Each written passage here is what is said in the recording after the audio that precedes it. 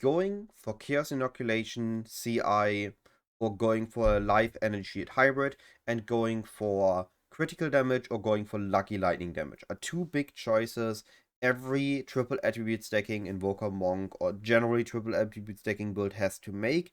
And I think for at least for the Invoker Monk, I made a very clear decision and I do not regret it. It feels way better the way I done it than it felt before.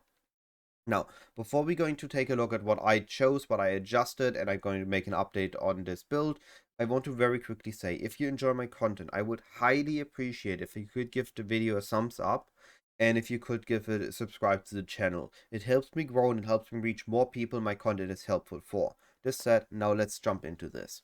So, first question, Chaos Inoculation or not Chaos Inoculation? Chaos Inoculation sets your life to 1, but makes you immune to Chaos damage. It's a very big survivability layer not taking Chaos damage. Because we already need so many attributes and resistances on our gear, we are really scuffed for Chaos resistance. Going with this means we don't no longer need to care about it and it's really great. However, there are few conditions to make it feel good. First of all, we need enough energy shield. How are we getting this energy shield? The way to gain enough energy shield is once you're CI, your life doesn't matter anymore. So your strength giving you a life bonus doesn't matter anymore. What you can grab instead is you grab a Heroic Tragedy, which sadly is quite expensive because it is quite rare. It's a drop you only get from the expedition boss Olroth. And then it feels like it's a very rare 1 in 10 drop chance. At least from statistics I've seen. I haven't tested myself yet. So you need this with this very specific modifier to transform the keystone, any keystone in its area, to circular teaching when it is for line of Vorana. This means that your strength, which once you're in Chaos Inoculation doesn't give you anything anyway, now gives you 1 energy hit per 2 strength. So for every 2 strengths where you used to get 4 life, you now get 1% energy shield. And this trade-off, I feel like, is needed once we go Chaos Inoculation, else we don't get enough energy shield. Before I was CI, before I used the Heroic Tragedy, I was at like 1.8k life and 2.6k energy shield for a base level of 4.5k total pool. But of course, Chaos damage dealt double and Poison bypassed it. And now I'm sitting at 3.5k, which doubles to 7k ES. So overall, I was at about the same max hit damage capable of taking. But this said, from both mapping and bossing with it, it feels way better to be on CI than it felt on being a live CI hybrid. And the reason for that is that I completely ignore chaos damage, which I already said we don't have any chaos res. So it feels just great not needing to worry about it at all. And I could even push this further with investing more into a little bit more into strengths on gear or on rings, or can invest into an Astromantis amulet, and as I get more strength, I get more energy shield. So it's really great overall, this change. I'm sitting with Meditate or with Grimfeast at 7k ES, and overall in maps outside of Burning Cold maps, it doesn't drop below my normal 3.5k. And on those, I can just stand still, meditate, or chuck a life flask, and I'm good to go. Speaking about this, it's a very important distinction. Can use either get the Sensi Note Meditate, or you can use Eternal Youth. We cannot do both. If you do both Eternal Youth and Meditate, what's gonna be happening is the following. Meditate tries to recharge your energy shield. Eternal Youth says, Edge Badge, you gotta recharge life instead. So you cannot overcap your ES with Meditate.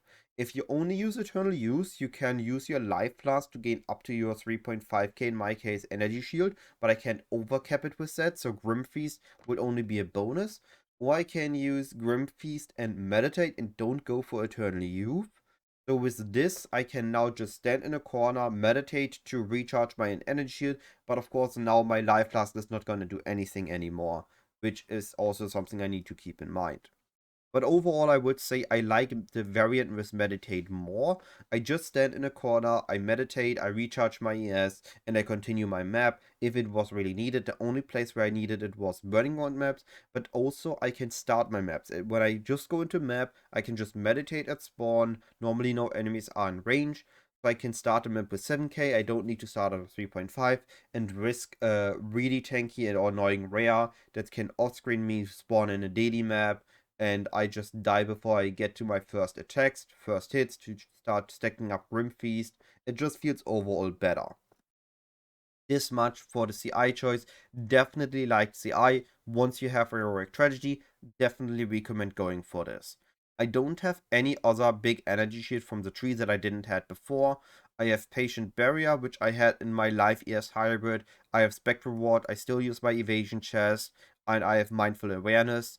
I'm looking a little bit into going full energy shield. However, the big downside of it, you have a bigger ES pool. You can technically overcap it even further, but all hits will damage you. You only have hits damaging you because your evasion is near zero. You don't have any more evasion. This means I'd rather have a decent ES pool and a good evasion pool than only a good energy shield pool and no evasion. Evasion feels too strong to not have. I'd rather have hybrid defenses than a pure defensive layer. Now, going for crit. The question between crit and non-crit is really just on an Invoker. The Gambling Legionnaire version doesn't get access to Thunder by enemies, and this is the reason why crit on Invoker feels great.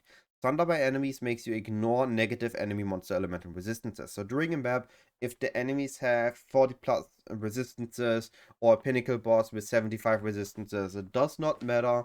We just have Thunder by enemies, we crit the enemy, and they gonna be at 0 res for us, and we are gonna be okay. We cannot use penetration on top of this, so we're not specking into any penetration on the tree. We just use crits to do good damage. I don't even change my gem setup. You can theoretically use an ambush on your Tempest Flurry for mapping and then overcharge on bossing, but overall you don't need to change anything in your gem setups. Now, I did test a Xesht on non-crit and crit on the Invoker, and on non-crit, I had a moment where I needed to dodge because I didn't do enough damage and the boss didn't die fast enough. And then I did my damage again. But on the crit version, the boss did a full immunity phase. Then, after the immunity phase he came up, I damaged him. I was using attempting leverage support in that boss, which gives me more damage against an immobilized boss, but the boss wasn't actually that much immobilized during that fight, because the stun buildup wasn't fast enough. It was only at the last tiny bit of it.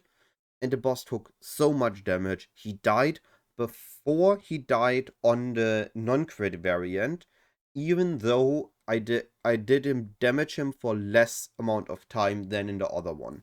So definitely way better to go crit than non-crit, and you don't even need that many nodes. And the best thing about it is the nodes we are grabbing are extremely point effective. For example, we are spending 1 stat traveling node and then 5 points for crit on the next to resonance. And one is giving us 10 intelligence, and the other one is giving us 10 dexterity.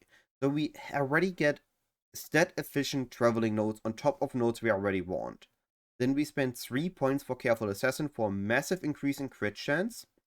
And we spend another 5 points, actually 2, 4, 5, 6, 7 points for hard stopping, stuck through, and heartbreaking. But heartbreaking and hard stopping are again giving us another 20% stat, so we again extremely point efficient.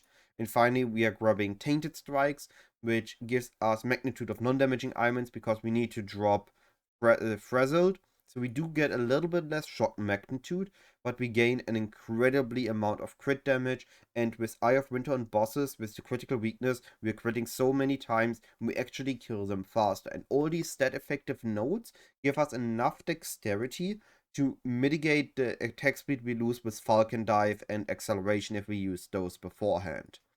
So really feeling great, really doing good single target damage. I'm happy I did the swap. I still need to figure out if there's a better way to use my support gems now that I did the swap to be more effective on my damage, but this is gonna be for another time. I consider this Invoker build done. It can run maps very easily, it zooms through daily maps. I even got up to a wave 30 on a simulacrum without any issues. On wave 13, I got swamped by monsters, I positioned myself badly, I died. So this much for that. It isn't by any means an immortal build, it will not tank everything in the game, but I haven't died in a single map outside of ones where I just stood still next to the map boss in a daily map. So that much for that. Honestly, really, really solid build, really great. Anyway, the video doesn't have to be longer than it has to be. If you have any questions left, if anything was unclear, you can ask me in the comment section. You can ask me on Discord via DMs or the designated channel, and I will try to answer as quickly as possible. All this being said, have a wonderful day. Goodbye.